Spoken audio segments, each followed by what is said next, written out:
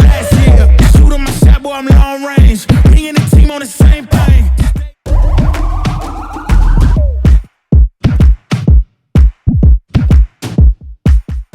We're talking bacon and basketball right here in the month of March. Mike Waddell along with David Glenn here on the North Carolina Sports Network. All of our programming brought to you as always by our foundational partner, the North Carolina Port Council. And just like NC State and North Carolina have advanced to the round of 32, so have Duke and Clemson. And Duke gets into the second round action on Sunday by virtue of a big win, 64-47 over Vermont. Now, this game, David, was close early on, and the Blue Devils come back with a big performance out of their backcourt, which has to be music to the ears of Jon Scheyer. What was interesting, though, is Kyle Filipowski was active on the glass, but he was nowhere in terms of points. And I don't think anybody would have had that on their bingo card. Kyle Filipowski takes, less than 2 shots, doesn't score from the field, and Duke still wins. Yeah, fun fact, this is the 8th straight first-round NCAA tournament win for the Blue Devils. The last 2, of course, under their 36-year-old head coach, Jon Scheyer, that Coach K guy's successor. But this was only 34-29 Duke at the half. This is 4-seed Duke against 13-seed Vermont.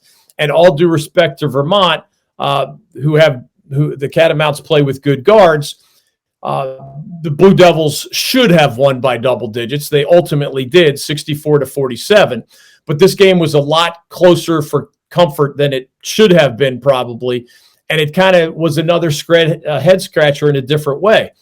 I would say that the Blue Devils guards met the challenge, but I'm not sure the Devils guards were great, as they often were during the season. To me, senior Jeremy Roach was one of the most reliable, consistent three-point shooters, but also leaders and producers in the entire ACC, if not the country, all year long. Then he had that weird senior night against Carolina, a bad performance in the ACC tournament against NC State. I don't think he was great today. I think the backcourt, Jared McCain was no longer wearing his bandage. He hit some nice threes. Tyrese Proctor looked good, but again, I wouldn't say he looked great. So I think the guards met the challenge enough to get past Vermont, but I still wonder about the Blue Devils' chemistry. I mean, I picked them to go to the Sweet 16, don't get me wrong. I think they're a dangerous team with a fantastic starting 5 when the puzzle pieces are clicking together. But how does an All-American big guy like Kyle Filipowski go the entire game without a field goal? To his credit, I mean, this is the good chemistry sign. He grabbed 12 rebounds. He dished out 4 assists. He blocked 3 shots. He had a couple of steals. But he ends up with a career-low 3 points. Now, it's okay. It's a positive sign if, the old saying is it's amazing what you can accomplish when nobody cares who gets the credit. And there were some weird chemistry issues on senior night and with that quick exit in the ACC tournament in D.C. And it had people wondering about the chemistry in the locker room or the personalities on the court. A win is a win, and you celebrate that, as Jon Scheyer said, and you don't worry too much about the details. But that was a first-team All-ACC player and a possible NBA lottery pick with 3 points against an undersized Vermont team. That's strange, to say the least, although Jon Scheyer went out of his way to compliment his big sophomore in his national TV interview right after the game. Mark Mitchell had another good game, the sophomore forward for the Devils, exactly what Duke needed against an opponent with less size. It was 15 points for Mitchell, very efficient, 6 for 9 from the field, 5 rebounds. The Blue Devils, though, overall, Mike, even as I think one of the 10 best offenses in the entire country, only 42% from the field against Vermont, only 33% from three-point land. This is the number 1 offense in the entire ACC this season. Again, it was good enough against Vermont, but at times, to me, Duke looked a little tired. There were a few minutes for freshman forward Sean Stewart off the bench. There were a few minutes for veteran guard Jalen Blakes off the bench. There were a few minutes for the grad transfer big guy Ryan Young off the bench. But for the most part, Jon Scheyer rode his starting 5 very long and very hard. And at times they looked tired to me. Can that translate into Jeremy Roach missing his jump shots? Yes, it can. Can it translate to Kyle Filipowski not looking like his bouncy self? Yes, it can. That's my speculation. But when you lose Caleb Foster, remember we learned only relatively recently that the sixth man of the Blue Devils was not going to come back this season, then you really are scraping bottom. Jalen Blakes is more of a defensive specialist. Sean Stewart was not asked to have a significant role during the regular season. It's hard to ask a guy to do something in the postseason, in the spotlight, under pressure against quality teams when you didn't ask him to do that during the regular season. Maybe John Shire has no choice at this point, but I think Blue Devils fans should temper their expectations, whether it's Ryan Young, Sean Stewart, Jalen Blakes, or anybody else. It's going to be a surprise if John Shire gets much from his bench moving forward. Again, as you said, I mean, TJ Long, Shamir Bogues, Aaron Deloney, those are three quality guards for Vermont on a team that won a lot of games this year. But Virginia Tech crushed Vermont by 22 during the regular season. It was not much of a ball game. This was a ball game for a long, long time. And I don't know yet if that's a red flag for the Blue Devils or this is just one of those survive and advance moments where you're thankful to win and you hope you're better next time. I think the reality is, given James Madison as the opponent waiting, the Blue Devils better be better, or this could be one of those classic Duke team loses to a much lower seed, the way we've seen a number of times in recent decades. Only 4 points for the Blue Devils out of their 64 coming off the bench in the win over the Catamounts. Now, as you said, it'll be Duke on Sunday matched up against James Madison. And James Madison has had a heck of a season. They win that conference. The Sun Belt has a bit of an upset as Appalachian State went out, and the Mountaineers had beaten James Madison back in January in their only regular season meeting. But this right here is a pretty solid team. They take out Wisconsin out of the Big Ten, and now they get to match up against Duke. So the Dukes playing Duke. The committee just never ends to put these little scenarios together. But James Madison is one of these teams that has Mark Byington, who's a really veteran coach. Bobby Crimmins is going to be there, popping him up because he was a longtime assistant to the silver-haired wonder. And you just get the feeling like this is going to be one of those games that you really want to watch. We still don't know when this one's going to tip off on Sunday at the time that we're taping this show, but this is going to be one of those games that I think everybody's going to mark down and at least make an appointment to watch coming up this Sunday. I like your Bobby Cremins fun fact. I've got 3 for you heading into this one. Number one, most importantly, as we speak right now, Mike, there are only 2 teams in all of Division I men's basketball. Remember, there's 360 plus. There are only 2 teams that can say we've lost only 3 times all season. One of them is the number 1 overall seed in the NCAA tournament. That would be the UConn Huskies. They're 32-3. The other is the James Madison University Dukes. They are 32-3. Now they're only a 12 seed, but the broadcasters, I'm sure, are going to have headaches with Duke versus the Dukes. But it says a lot to get to 32-3 and to be in the company of the UConn Huskies, who, of course, are the favorite to cut down the nets at this event. Fun fact number 2, you mentioned Mark Byington's context to Bobby Cremins. JMU's current head coach is a former all-conference player and 3-year starter for the UNC Wilmington Seahawks back in the mid-1990s. So that's always you know how much we love all 19 programs here in the great state of North Carolina. So shout out to the Seahawks. I was even wearing a UNCW t-shirt. A lot of them pointed that out to me earlier this week when we were doing another one of our videos. Fun fact number 3, James Madison in its history has never been to the Sweet 16. But this year it is wearing a lucky lefty patch on its uniforms here during March Madness in honor, of course, of the late, great Lefty Driesell, who coached JMU from 1988 through 1997. He had stints here in Davidson as the head coach, here in our state, of course, a long time ago. Also Maryland of the ACC. Those two jobs came before he was the James Madison head coach. Before he was the James Madison head coach. And then later in his career, Lefty's last job was at Georgia State. All of those schools claim Lefty Driesell in one way or another, but I think it's really cool that JMU is honoring him with that Lefty patch as they try to make history and get to their first Sweet 16 in the history of the program. JMU, Mike, as you'd imagine, given that 32-3 record, they've won 14 straight games now. That is the longest active winning streak in all of Division I men's basketball. They won that Sun Belt tournament. And I guess it's another in-state fun fact. You referred to it briefly there. 2 of the Duke's 3 losses this season. Imagine, you've only lost 3 times in, 5 months now almost. 2 of the 3 were to those Appalachian State Mountaineers, the Sun Belt's regular season champion, and both of them were close games. Mm-hmm. The Dukes actually played Michigan State during the regular season in their season opener, and they beat the Spartans in East Lansing. Now, that was really their only really big non-conference challenge of the season, but they did win it, and they only lost twice to a really good App State team that was probably one of the best in Mountaineers history under our recent guest, Dustin Kearns. So how about this for a crazy reflection of what I'm saying?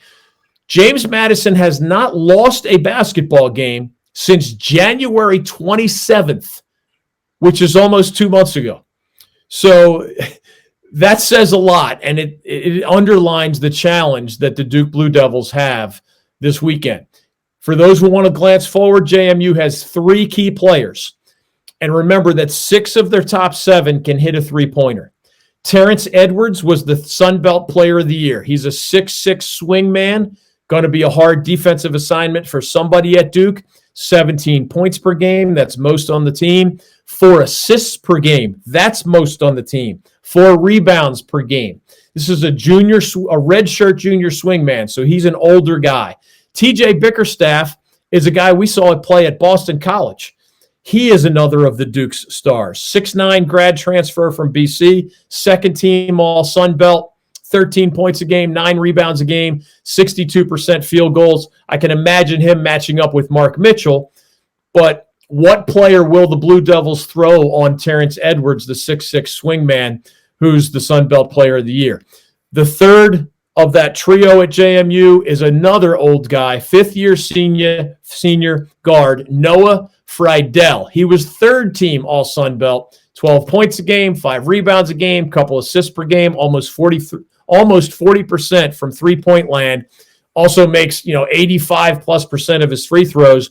Friedel, arguably the third best player on the team, was the most outstanding player of the Sun Belt tournament. When any head coach has kind of that 3-legged monster, if you will, 3 guys that on a given day or in a given tournament can be your best player, that's a comforting thought for Mark Byington. When the Devils are clicking, we know that they can beat anybody in the entire country. To me, their chemistry still doesn't seem right over these last 3 games. They're getting almost nothing from their bench. They don't have Caleb Foster anymore.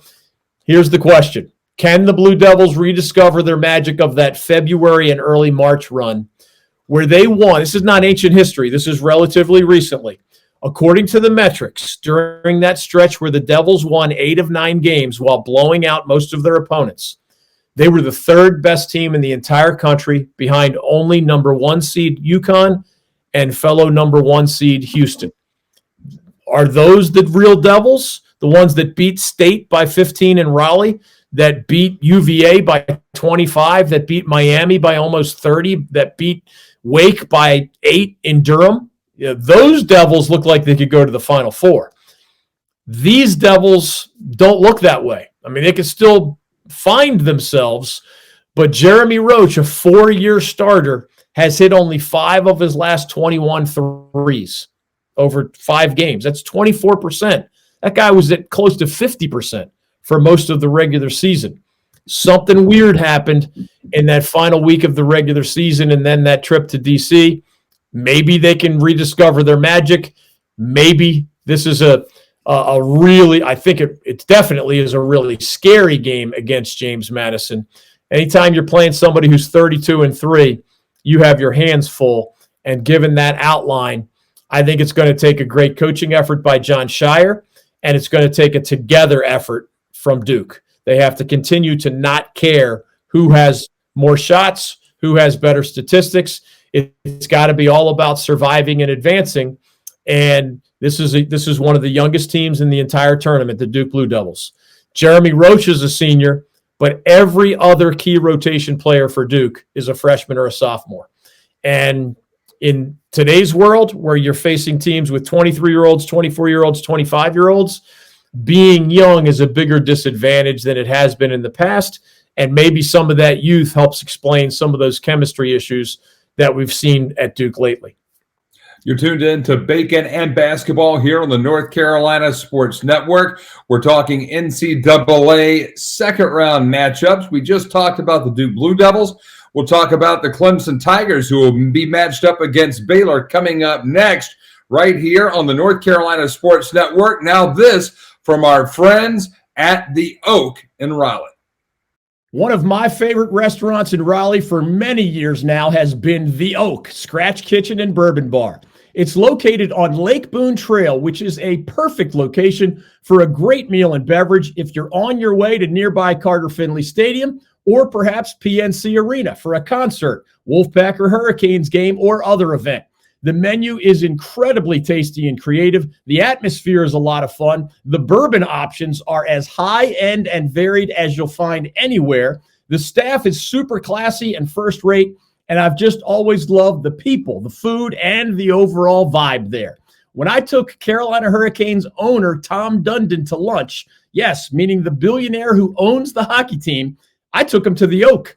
Seriously, it's that good. Learn more or make a reservation by visiting their website, theoakraleigh.com. That's theoakraleigh.com. The Lawson Insurance Group in Raleigh is a family-owned business led by three actual brothers who happen to be huge sports fans: Ken Lawson, Miller Lawson, and Michael Lawson. I know these guys, I trust these guys, and I send these guys my own insurance business and that of my family. The next time you have insurance needs, I hope you'll do the same. The Lawson Insurance Group is known for its commitment to community and its dedication to ensuring that North Carolinians and their businesses are prepared for life's inevitable challenges, with the reminder that as a high street insurance partner, Lawson Insurance Group offers local expertise and support that, combined with High Street's extensive national resources, means more choice and support for you as their client. To learn more, search Lawson Insurance Group online. The Lawson Insurance website will be the first link that pops up.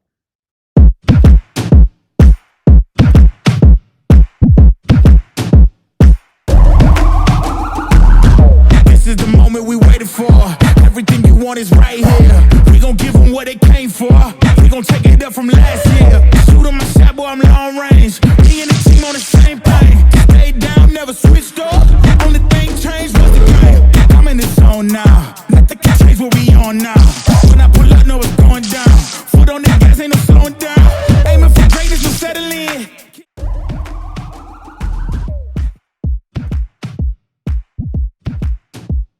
The fourth and final ACC team that is in the round of 32, the Clemson Tigers of Coach Brad Brownell. And the Tigers, they looked really good in a 20-plus point win over New Mexico on Friday, David Glenn. And now they'll match up against third seed Baylor and Coach Scott Drew. This is a Tiger team, though, that is playing well at the right time of year, at least here in the NCAA tournament. Maybe they learned something from that disappointing outing up in the district. Yeah, as we mentioned earlier this week in our preview, Mike, the no doubt about it key to the game between 6-seed Clemson and 11-seed New Mexico. And remember, the Lobos were the Las Vegas favorite in this game. It was a very easy key to the game to identify. How would the Clemson guards, who did struggle at times in recent games, including at the ACC tournament, how would they handle New Mexico's very aggressive defense? The Lobos were among the national leaders in steals. If the Tigers could handle that pressure, they would win. If the Tigers couldn't handle that pressure, they wouldn't win. Well, the answer came in the form of fifth-year senior point guard Chase Hunter, fifth-year senior wing guard Joe Girard, and the Tigers' other ball handlers. They answered the bell. They bounced back from that ugly game stretch over 4 games where the Tigers lost 3 of 4 and not only lost to BC at the ACC tournament, they were embarrassed by the Eagles up there. Brad Brownell, Tigers coach, said he didn't have an explanation for what happened against BC. It was just one of those things. But as a team, Clemson came together, turned the ball over only 8 times against a New Mexico team that is really good at creating turnovers. The Lobos got only 4 points off of those turnovers in the entire game. I can tell you, those Lobos became the Mountain West Conference champion in part because they created turnovers that led to easy buckets. The Tigers were not going to let them win that way, and that's a credit to Brad Brownell and those guards and their preparation for that game and their ability to come back from what was a truly embarrassing performance against Boston College. Brownell could not have asked for much more than that. He actually picked up his first NCAA tournament victory since he led the Tigers all the way to the Sweet 16 and one of the best seasons in school history, in my opinion, back in 2018. That was Marquise Reed, Gabe DeVoe, Shelton Mitchell, Dante Grantham, Elijah Thomas was their big guy. In my opinion, I think it was a 25-win Clemson team. Brad Brownell authored one of the best seasons in school history. He's trying to do that again, and we'll get to that Baylor matchup in just a second. But I want to underline that Clemson dominated New Mexico in almost every possible way. That is the highest scoring team in the Mountain West Conference, the Lobos. And they shot only 29% from the field and only 13% from three-point land. New Mexico made 3 of 23 three-pointers in their worst shooting night of the entire season. Meanwhile, offensively, obviously, Chase Hunter had one of his best games of the season. 21 points, 6 assists, only 1 turnover. P.J. Hall, the first-team All-ACC forward for the Tigers, had a very efficient 14 points on 5 of 9 shooting. The junior burly forward Ian Shefflin, one of the most improved players in the ACC this season, he had a double-double against New Mexico, a smaller team, 16 points and 12 rebounds. It is a great sign for the Tigers that they won easily, even on a night where Joe Girard, their sharpshooter that I thought was an All-ACC player this year, he had an off-shooting night against New Mexico, 2 for 12 from the field and only 7 points. When you can win with one of your 2 best players having an off night, that's a really good sign. And it's an extra good sign that Clemson, remember, who has been a lot better offense. We typically think of Clemson as defense first, not this Clemson team. This was the second best offensive team in the ACC behind only Duke in conference play. But these Tigers actually struggle on defense sometimes, not against New Mexico. And as we look forward to that matchup against Baylor, it's worth reminding everybody after this ACC Mountain West matchup, it's Clemson still standing along with Duke and Carolina and NC State. 4 of the 5 ACC teams are still standing. And remember, the much-hyped Mountain West has already lost not just New Mexico at the hands of the Clemson Tigers. They've lost Boise State. They've lost Colorado State. They've lost Nevada. So little Mountain West got 6 in, but has only 2 standing. The mighty ACC got a lot of criticism for getting only 5 bids in, but 4 of those 5 are still standing, and we all know that that's the ultimate measuring stick here during March Madness. Well, it's the perfect shut the hell up moment for everybody talking about the Mountain West. Because, and the one thing that I get, I just get a real kick out of this. I don't know what the Pitino family has on all of the national guys, but, you know, they're giving Rick Pitino, you know, all of this respect, saying he was disrespected and that St. John's didn't get in the tournament. They weren't good. They put together a few good weeks. And Richard Pitino was a brutal head coach in the Big Ten. The fact that he even has a job is because his last name is Pitino, and he's at New Mexico, and they're not good. I mean, being the tallest person in Lilliputian is not a great thing. In the land of the blind, the one-eyed man is king. And it just gets old seeing this year after year after year. David, you've been watching the ACC for 37 years. What does the ACC do? They beat up on each other, but then when it comes time, who's in the Sweet 16? Who's in the round of 32? Who's in the Elite Eight? Who's in the Final Four? The ACC is still doing that, just like the Big East used to do it back in the 80s, but they've not done it in a long time. So, now we don't have to worry about New Mexico or any of this Mountain West garbage. Now we can focus on Baylor out of the Big 12 and now Clemson. And this could be a fun matchup. And if Clemson can play Clemson basketball, I remember that game back at Cameron Indoor Stadium when they really should have beaten Duke, but they Clemsoned. Okay, the people in Clemson would say they brown out. They kind of folded down the stretch. They didn't execute. They didn't make their free throws. They made some costly turnovers, and that cost them the game at Cameron Indoor Stadium. And then their confidence started to wane a little bit after that. Now, if they start to get some confidence back, this could be a fun team to watch. It could be. And one quick ACC note before we dive into the Tigers against the Bears, where Clemson will be the underdog again, this time for understandable reasons. It's weird for the 6 to be the underdog to the 11, and then the Tigers turned that frown upside down by beating the Lobos. It's normal for the 6-seed Clemson to be an underdog to the 3-seed Baylor Bears. But on the ACC quickly, just in the last decade, I want to remind people, within the last 10 years, and one of those years we didn't even have a tournament, remember, because of COVID in 2020. In 2015, it was the Duke Blue Devils who won the national championship. In 2017, it was the North Carolina Tar Heels representing the ACC who won the national championship. In 2019, it was the Virginia Cavaliers who won the national championship. And oh, by the way, in more recent years, even though the league has only gotten 5 bids in several years in a row now, 2 years it was both Duke and Carolina still standing in the Final Four in what was a down year for the ACC. Last season, it was the Miami Hurricanes still standing in the Final Four after a quote-unquote down season for the ACC. I think we're going to have a similar theme this year. 5 bids is not a lot when you're a 15-team league. It is disappointing.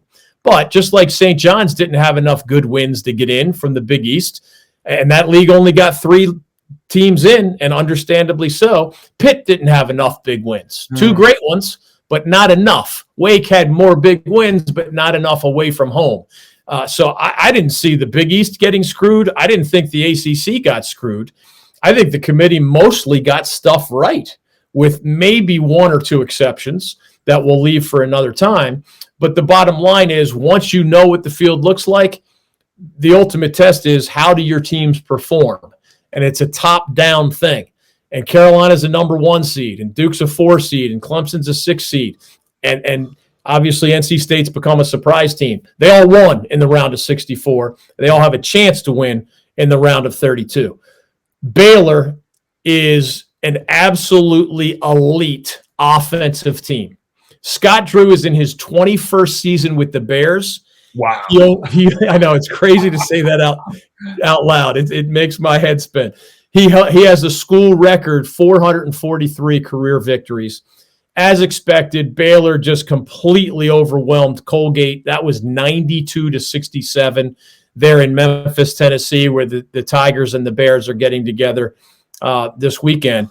The Bears are one of the top 10 teams in the country on offense, and they're the only team in the entire country that has 6 different guys scoring in double figures. I believe one of those 6 is injured right now, but the point remains the same. Who has 6 guys scoring in double figures? That's incredible depth. That's incredible balance. These Bears are especially good from three-point land. In every lineup that Scott Drew puts out there, 4 of the 5 guys can hit a 3. So in other words, they usually have an athletic shot-blocking center, like a 6'10 guy with long arms. But then the other 4 guys, they may be 6'9", they may be 6'1", but they can all shoot. And That's what makes the Bears very difficult to beat. They are 4th in the entire country. Out of 362 teams, they are 4th by shooting about 40% from long range for the entire season. They do not run quite as much this year for Scott Drew as they have in some other years. So they're going to be familiar with a slower tempo if Clemson tries to make it a little bit more of a half-court grinder.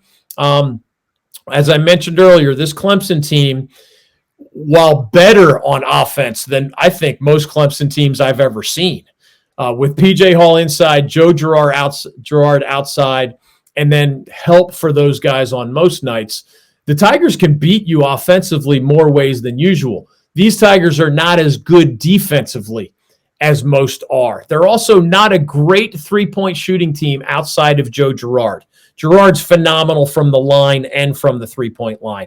95% charity stripe shooter, 42-ish% three-point shooter. Obviously, Baylor knows that. That's in the scouting report. So the Tigers will need someone in addition to Joe Girard to hit some threes. They have a hard defensive matchup. There's no doubt about it. I don't think the Tigers are going to slow these Baylor Bears down. The silver lining is, again, these Tigers have more weapons than usual, and Baylor is not a great defensive team this year. They have length at most positions. They have those two athletic guys at center. They usually do well on the defensive boards, but they just haven't been getting opposing offenses out of their rhythm very well. They also start, and I wonder if the Tigers can take advantage of this. Keep in mind that Clemson starts 4 seniors and a junior. P.J. Hall's been around forever. Chase Hunter's a 5th-year senior guard. Joe Girard is a 5th-year senior guard.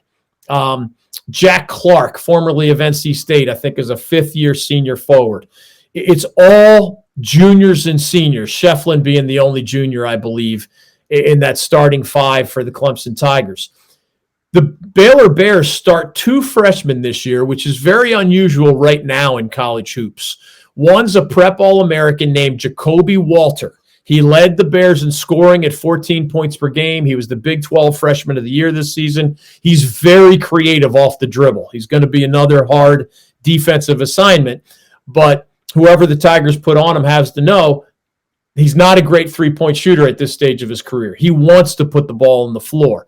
So maybe you can, just like Baylor wants to run Joe Girard off the three-point line, maybe the Tigers want Jacoby Walter to take some threes where he can hit some, but he's not nearly as dangerous as when he's penetrating into the lane. The other freshman who starts for Baylor is a 7-foot center. His name is Yves Misi. He is their main shot blocker. He only plays about 23 minutes a game, but he averages 11 points, 6 rebounds, and 2 block shots. That's a lot if you're only playing 23 minutes a game. Remember, a regulation game is 40 minutes. So if you're only playing a little bit more than half, and those are your numbers, you're a heck of a freshman. Scott Drew has been recruiting really well at Baylor for a long time now. To me, as we wrap this up, the Bears' best player is a 6'7" senior forward named Jalen Bridges. He was 3rd team All Big 12. He can hit threes, 40%. He hits his free throws, 85%. 12 points per game, 6 boards per game. I think he's their best player. And at 6'7", another matchup challenge for the Tigers. Their point guard is a senior named Ray J. Dennis. He was 2nd team All Big 12. Very effective floor general, very good passer. They also have a guard named Jaden Nunn, who's a really good three-point shooter, maybe even better than Joe Girard's numbers. Again, know your personnel if you're playing for Brad Brownell. They knew it really well in beating Texas Tech convincingly. They stayed off the guys who are better at dribbling and dribble penetration. They got in the grill of the guys who are better three-point shooters. Clemson needs to do the same thing against Baylor, which is just a more talented Big 12 team than the Texas Tech Red Raiders that they just beat. Final thought, I think Clemson's defense is going to have trouble with Baylor's quickness, Baylor's dribble penetration, Baylor's ball movement, and especially the Bears' three-point shooting. The question is whether the Tigers can punish that vulnerable Baylor defense with a huge dose of P.J. Hall inside, a huge dose of Joe Girard outside, and maybe some Ian Shefflin, who just put up that double-double to help beat Texas Tech. Maybe he could put up a big number offensively, and maybe Chase Hunter, the 5th-year senior point guard, can build on a really strong performance against the Red Raiders. It's going to require all hands on deck for Clemson to knock out number 3 seed Baylor in Memphis, Tennessee this weekend. I think the Tigers faced the hardest challenge of the 4 teams still standing this weekend, but I'm confident that the ACC is going to have, as usual, a nice presence in the Sweet 16. I'm just not sure whether that's going to be 2 teams, 3 teams, or in the dream scenario, maybe even all 4. Should be a lot of fun to watch. Again, to recap our Sunday round of 32 games for the ACC, we just talked about Clemson and Baylor, and then we had James Madison, the Dukes, against the Duke Blue Devils. For David Glenn, I'm Mike Waddell. This has been Bacon and Basketball, brought to you by the North Carolina Port Council on the North Carolina Sports Network.